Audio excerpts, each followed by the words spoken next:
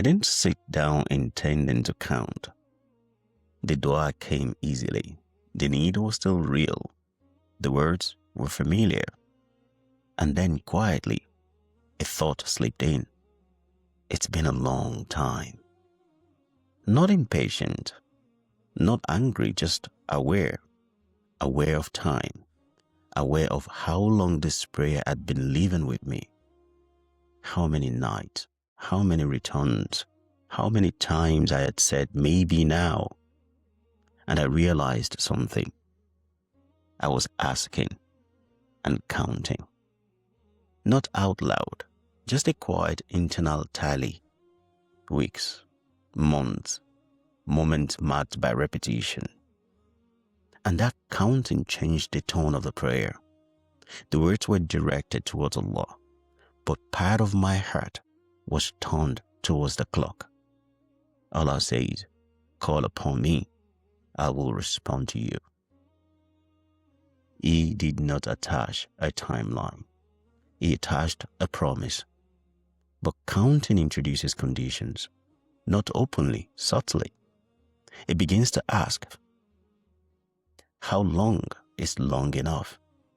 I noticed a tightening in myself, a slight urgency, as if the prayer needed to carry proof of endurance, as if saying, I have waited this long, should mean something now.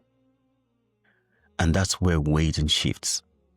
It moves from trust to measurement.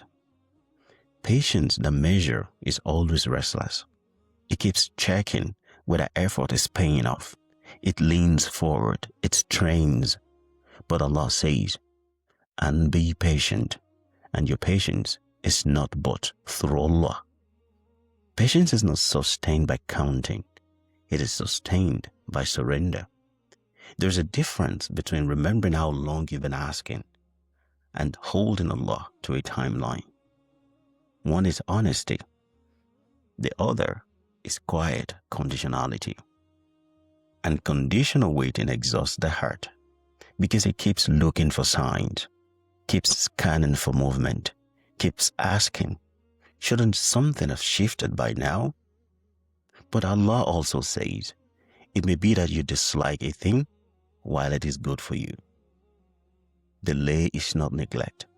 Silence is not indifference. And sometimes the waiting itself is the answer shaping you. That night, I tried something small. I finished the dua without rehearsing the history. I didn't recount how long. I didn't bring the timeline into the room. I let the prayer stand alone. And something softened, not because I stopped caring, but because I stopped measuring. Allah already knows how long you've been waiting. He does not need reminders. He does not need proof of endurance.